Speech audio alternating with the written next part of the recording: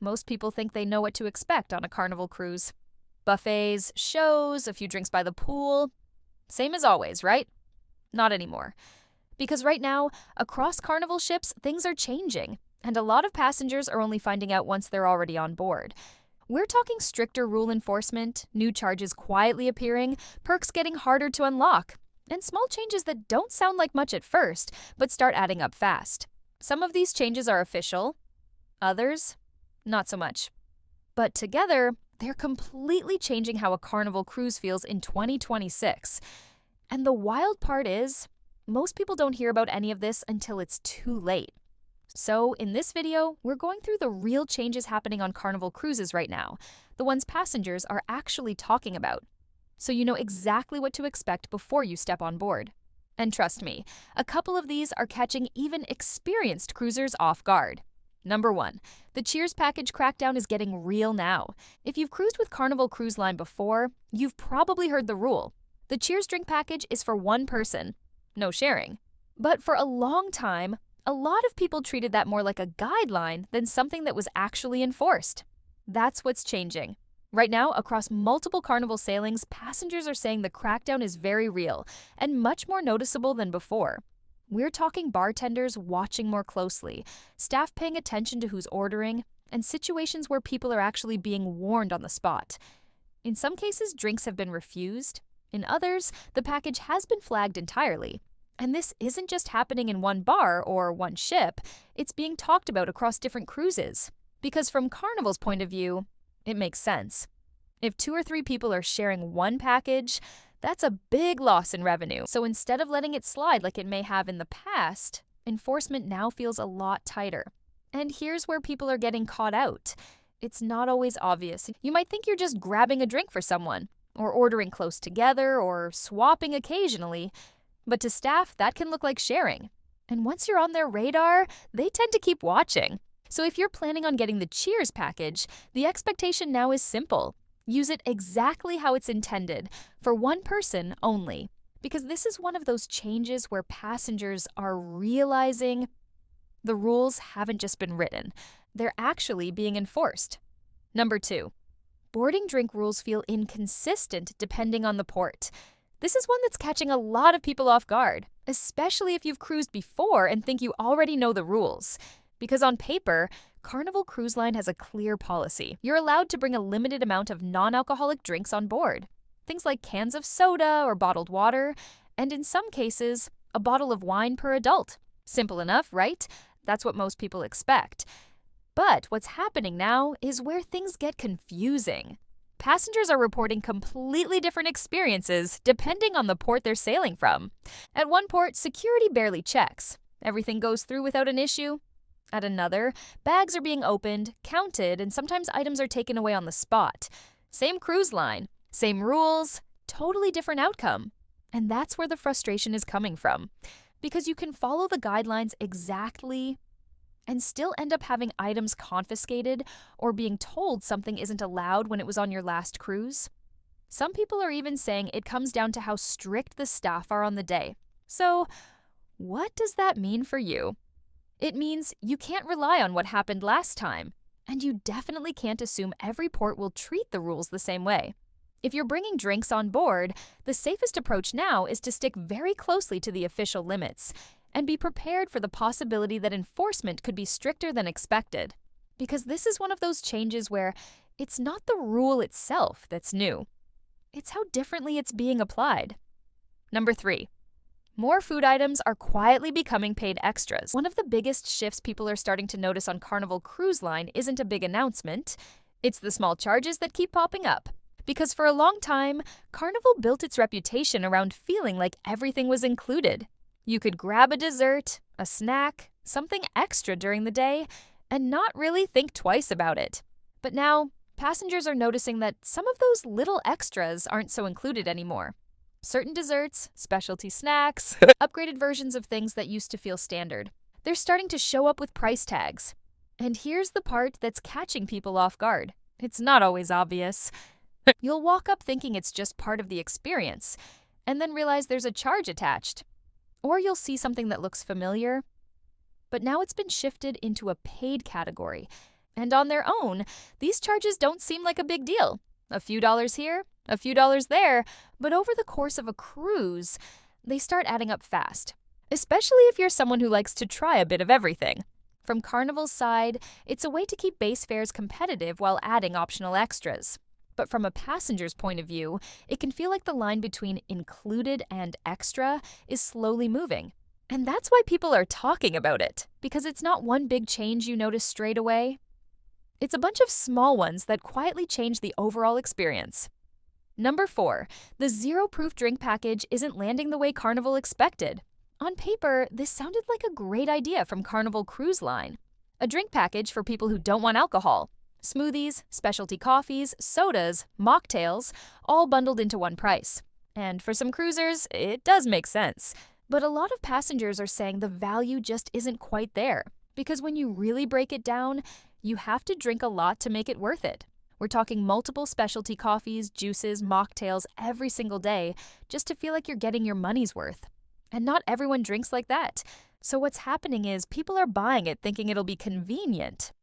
Then, realizing halfway through the cruise, they're forcing themselves to order drinks just to justify the cost. Others are comparing it to just paying as you go, and finding that they actually would have spent less without the package. There's also been some confusion about what's included and what's not. Certain drinks people expect to be covered aren't. And that's where the frustration starts. Because it's not that the package is bad, it's that the expectation doesn't always match the reality. So while Carnival introduced this as a flexible option for non-drinkers, passengers are starting to question whether it's actually worth it or just sounds better than it plays out on board. Number 5, casino perks are harder to earn than before. If you've cruised with Carnival Cruise Line before and spent any time in the casino, you might remember how easy it used to feel to pick up a few perks. A couple of drinks here. Maybe some small comps, the occasional offer showing up after your cruise. Nothing huge, but enough to feel like you were getting something back. That's what people are saying has changed. Passengers are noticing that it now takes more spending to unlock the same kind of perks. Free drinks while playing? You often need to be wagering consistently, not just casually sitting at a machine. Comps and offers? They still exist, but they're tied more closely to how much you're actually putting through the casino. And that's where the difference is being felt. Because what used to feel like a bit of a bonus now feels more like something you have to earn properly. From Carnival's side, it's about tightening how rewards are given out. But from a passenger point of view, it can feel like the bar has been raised. So if you're heading into the casino expecting the same perks you remember from previous cruises, this is one of those areas where expectations might not match reality anymore. Number 6, balcony rule enforcement has stepped up big time. This is one a lot of people don't think about until it happens to them. Because balcony rules on Carnival Cruise Line have technically always been there. But now, passengers are saying they're actually being enforced a lot more seriously. And it's not just about smoking. That's the obvious one. And yes, people are getting warned and even fined faster than before. But it goes beyond that. Hanging towels over the railing, drying clothes outside, setting things up on the balcony that weren't really meant to be there. Even small things that used to be ignored are now getting attention. And what's catching people off guard is how quickly staff are stepping in. In some cases, it's a warning straight away. In others, items are removed or guests are told to stop immediately. There's a lot less of that "we'll let it slide" feeling. From Carnival's side, it comes down to safety and consistency. But from a passenger's point of view, it feels like the tolerance level has dropped.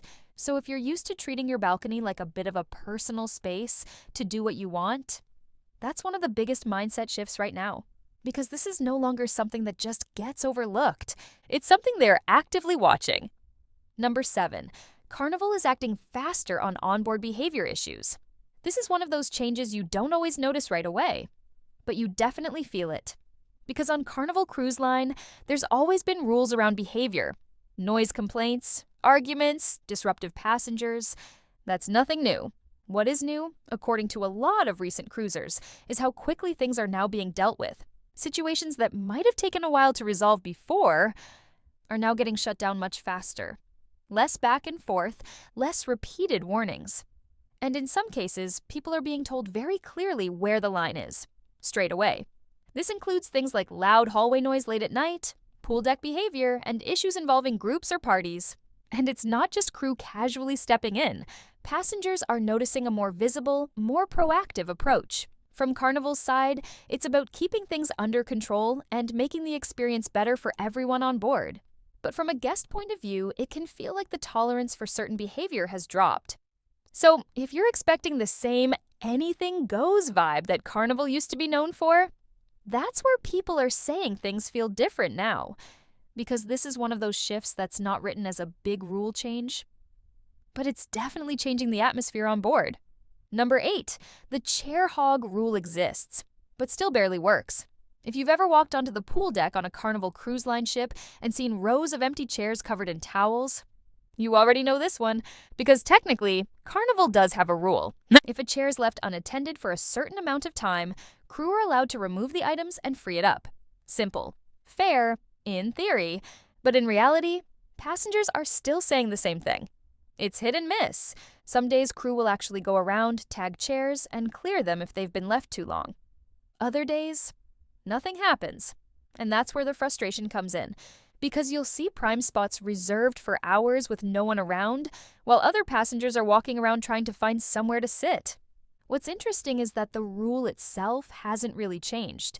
It's the consistency that's the issue. Some ships or crews enforce it properly, others barely touch it. So you end up with this weird situation where everyone knows the rule exists, but no one really trusts that it will be applied. And that's why people keep talking about it, because it's one of those onboard problems that should be solved, but somehow still isn't. Number 9, muster drills are easier, but now strictly tracked. This is one change that sounds like a win at first, and in a lot of ways, it is. Because Carnival Cruise Line has made the muster drill process much faster and more flexible than it used to be. No more standing in a big crowd on deck waiting around.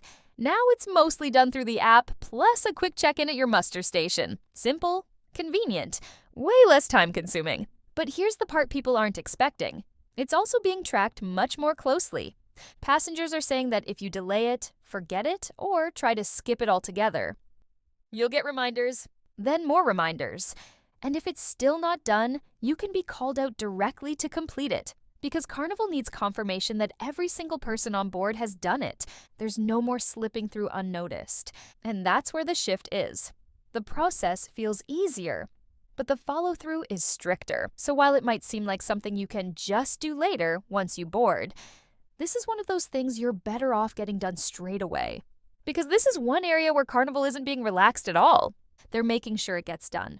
Number 10, prices on board are creeping up in ways people don't expect. This isn't one big obvious change on Carnival Cruise Line. It's a lot of small ones that quietly add up. Because when most people book a cruise, they're thinking about the main cost, the fare, maybe a drink package, a couple of extras. But what passengers are noticing now is how many little charges are appearing once you're actually on board. A specialty coffee here, a dessert that looks included, but isn't. A small upgrade, a convenience fee, something you didn't think twice about. Individually, none of it feels expensive. It might just be a few dollars at a time. But over a few days, those little extras start stacking up fast. And by the end of the cruise, the total can be a lot higher than expected.